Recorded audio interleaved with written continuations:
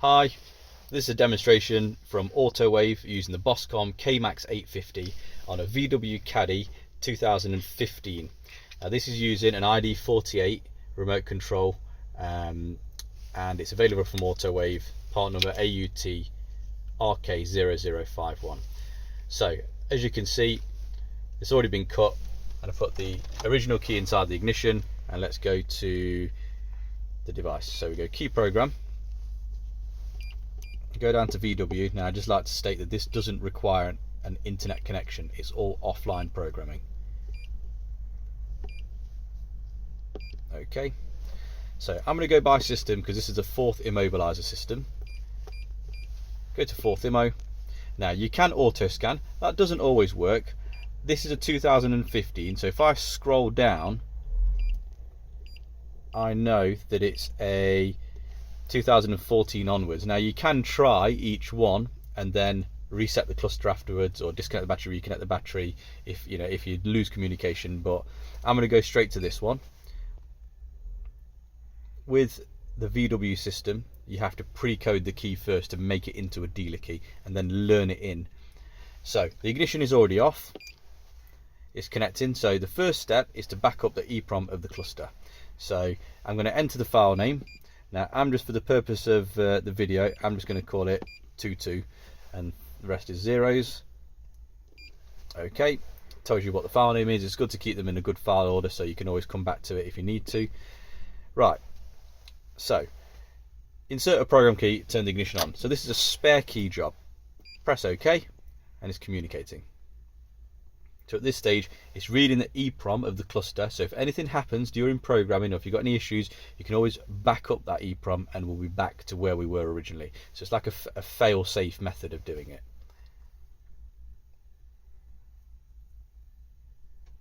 So it's reading the EEPROM. Normally it says it takes about a minute. Normally it gets done within about 20 or 30 seconds. As you can see, you've got the little bar at the bottom.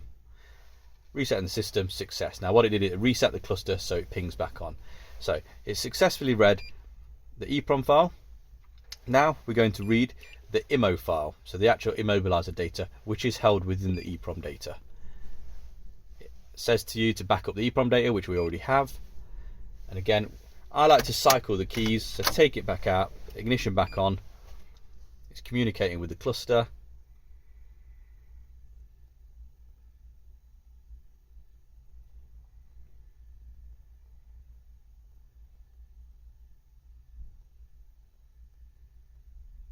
As you can see, the cluster's gone black, so you can tell that it's communicating with the cluster. And then now it's flicked back on, and we've got reading Immo data, so that successfully logged into the cluster to read the data. It's actually got all the data in there. Now, if you were to, it's got the pin code, the amount of keys that are coded in. Obviously, it's pulled up the chassis number, and it's got the key ID. So if you were to read the transponder in a transponder reader, it would come up with one of these IDs. So we've obviously only got one at the moment. You can erase the keys. There is a different way to do that. You could check that out on one of our other videos. So I'm going to hit OK. We've got the Immo data. Now I'm going to pre-code the key. So that is pre-coding the aftermarket key. So if I hit pre-code key, it says, back up the EEPROM data, which we already have. This is the pre-coding device BC200, which comes with the BossComm. So if I hit OK, I'm going to put the key inside here. And it says on it, insert a program key, which we already have. Turn the ignition on, and that's into the ignition. You press OK. It's communicating.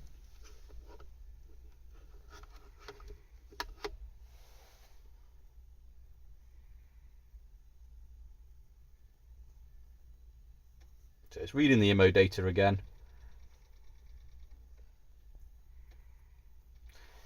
Telling you to connect this adapter, which I've already got connected. It goes in line with the OBD connector. All comes with the BossComm when you buy the device. We're selecting what type of vehicle for the pre-coding purpose. It's a VW Caddy. So it says put the key to be pre-coded inside, which we've done.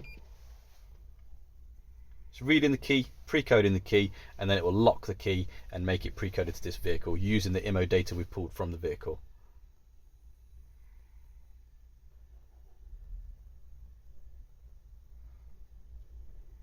Success. So now what we need to do is we need to add the key to the system. Now, just so you can see if I try to start the vehicle with this, so you'll see it says on here no key, and that's because it's not programmed. And if I go to start the vehicle, it will start and then die because it's not a programmed key. Now if I was to put the original key inside and try and start the vehicle, it starts the vehicle fine, no warning lights on the dashboard, and everything's okay. So that's just to show you that it's not a programmed key.